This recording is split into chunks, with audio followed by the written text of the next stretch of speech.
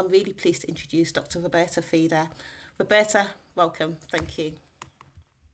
Thank you very much, and thank you for Mitzi and General Thrive for engaging also with us during this last year in this project that is all around prevention of workplace aggression. So what I will try to do in no more than 20 minutes so that we will have enough time for questions is discussing and describing some of the work we have done in the area of prevention of workplace aggression. And this is an area that, to me, it's the heart of the work that I've been doing, I think, in the last 20 years and also in my research.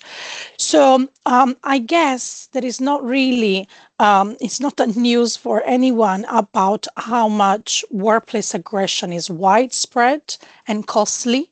When we talk about workplace aggression, I just wanted to make sure that I am using workplace aggression as a broader umbrella term. If we look at definitions, we talk about behaviors that individuals within or outside the organization engage with and intend to physically harm or psychologically harm somebody within an organization. Now, workplace aggression, as I said, I'm using as an umbrella term. So from more milder forms of incivility to more severe forms of physical violence. As I said, although so much has been done also in terms of policies, unfortunately, we don't really see a massive decrease in the prevalence of workplace aggression. These are some data from the CIPD. We know that 1 in 4 employees experience forms of conflict or abuse. There are sectors that have that are particularly affected by workplace aggression, for example, the NHS and the healthcare context, but also schools and retail are affected, especially when it comes to aggression perpetrated by members of public, so the users, and so it can be the family for teachers, it can be members of the public in retail and consumers. If we look at the cost, I don't know, to me this was very, not surprised, but shocking to see. This is a study that has been done in 2019. Bullying cost NHS England more than £2 billion annually. So we can really see that it's a problem from a financial repercussion. Obviously, we have moral implication and societal implication. So this is just to give you a little bit of an overview, but now I want to go to explain to you a little bit what we have been doing and then going and describing the toolkit and a dashboard that we have developed. We have been doing a project in the last 2 years, 2 years and a half, where we wanted to actually look at how policies are in a way discussing or about workplace aggression prevention. We know that policies set the foundation of legal accountability, organizational responses, but also preventative measures. So we want to really understand how prevention is defined. What are the strategies or the mechanisms that they suggest organizations should engage with for preventing? And so we thought there is a lot of empirical evidence on research that has been done by, for example, surveys to employees or managers. But let's look at what policies are saying, and let's try to create a bridge between evidence and policies.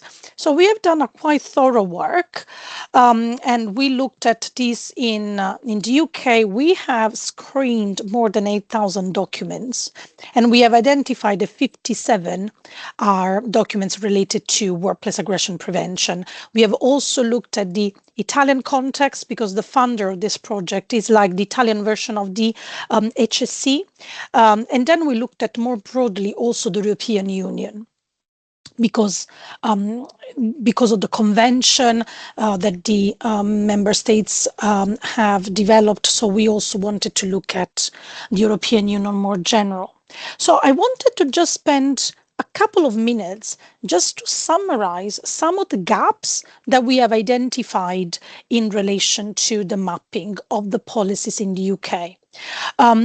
There is very clearly some inconsistencies and also contradictions in relation to how aggression and the different forms of aggression are defined.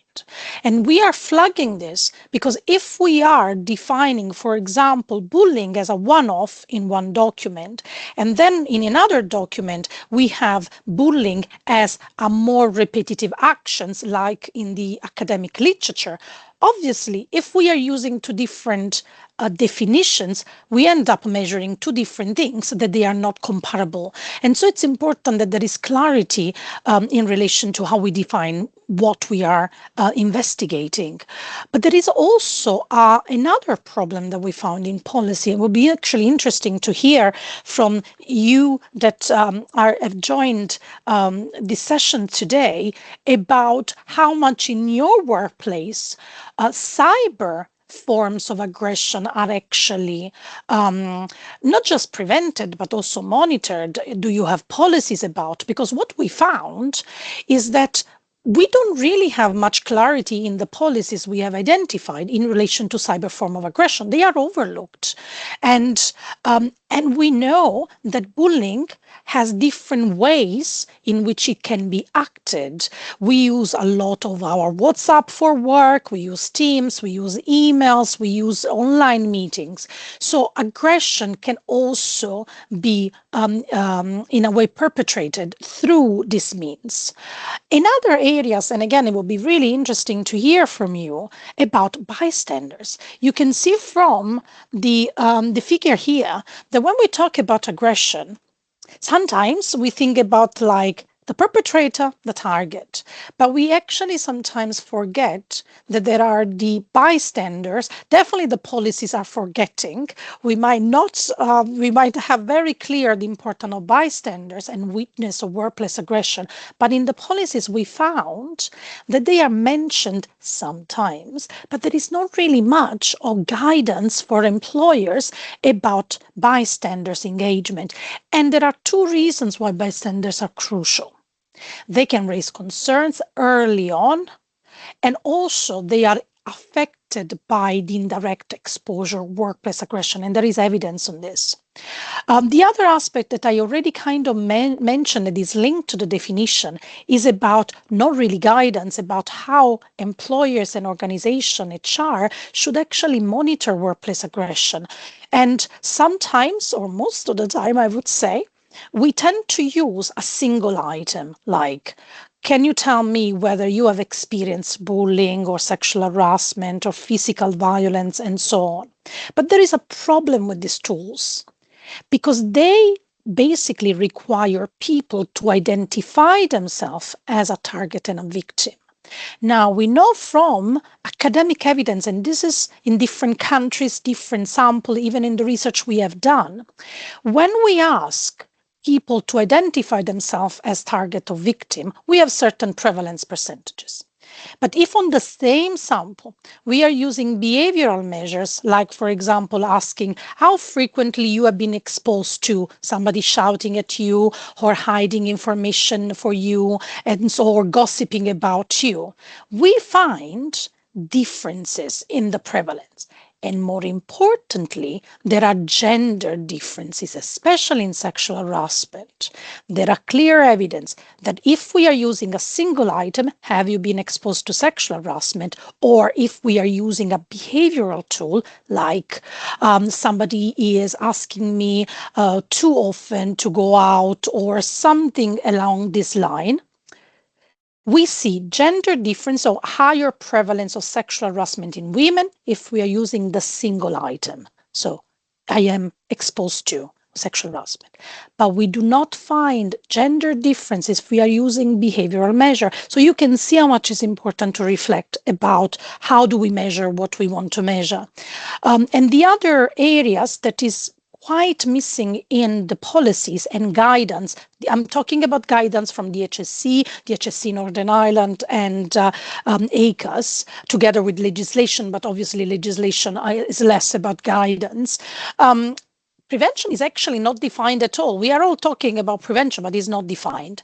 And this is why, and in this couple of last slides I wanted to share, we have reflected that we actually need a framework.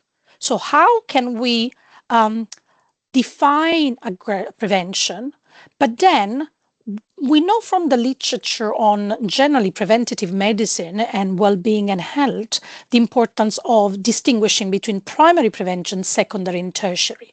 So primary is before the risk has happened, basically before aggression is there. Secondary prevention is mitigation of the consequences and minimize the risk of escalation or reoffending. Tertiary is when already damage is there and we need to deal on the recovering and the supporting of prolonged consequences of workplace aggression. But also we need to reduce the risk of perpetrators to become recidivists. But we thought it's not enough for employers and HR to just think about primary, secondary, and tertiary. We also wanted to help them and say, okay, what specifically we need to do for primary prevention, having in mind the perpetrator. So this is the person that could engage in workplace aggression.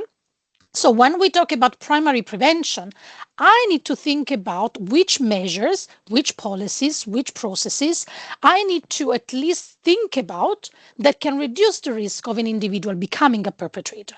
And this is at different levels and for the different actors. So, excuse me. So we have reflected, worked with different organizations, looked at the different guidelines, and start to reflect about what are the different actions that could be particularly relevant, a mechanism that could be particularly relevant for primary prevention, for perpetrator, and so on. As I am trying to reflect with you, we really thought that a multi-actor framework is really important because we cannot think that one policy is solving everything.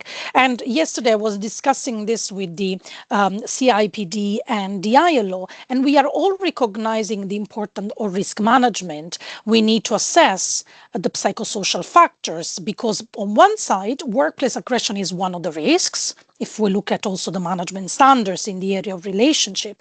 But we also know that when employees are exposed to higher levels of stressors like workload, unfair allocation of tasks, conflicts, lack of autonomy, some of them might become more likely to become perpetrator. So you can see that the problem of risk management is very important. And so try just to wrap up, to give you a little bit space for questions and a conversation about this topic, we have thought of developing a toolkit that is available, and the idea, and actually Thrive, Mitzi has been so generous with us to give us feedback while we were developing the this toolkit and dashboard that I will tell you in a second.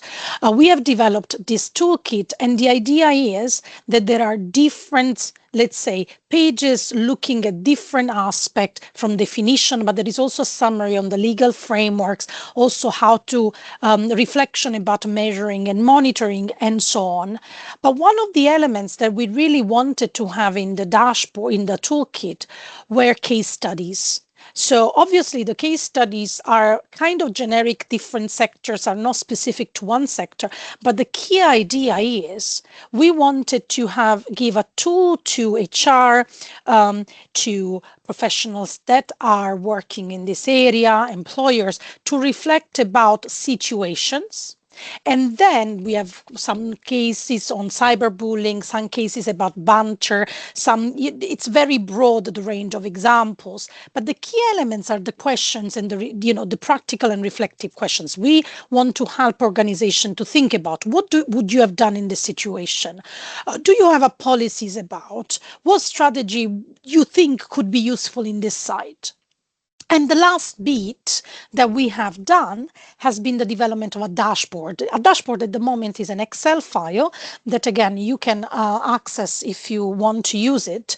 We are developing a website now that I guess at the end of January will be launched, in which it will be much easier to fill the dashboard. But basically, we are asking this support organization to think about and to map what they are currently doing in the different areas of prevention.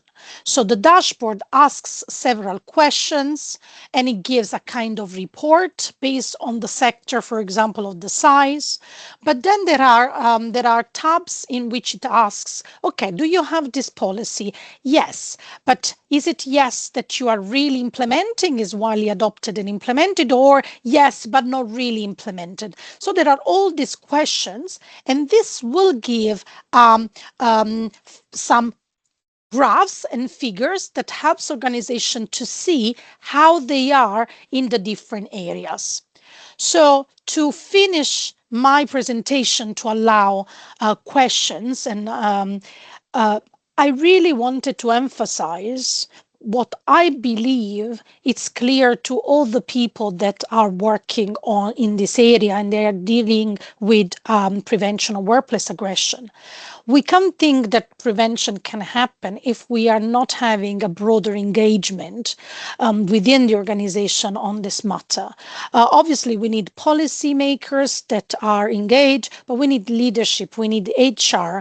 In certain contexts, there is also the regulators that play a crucial role. So it is a cross-sector collaboration.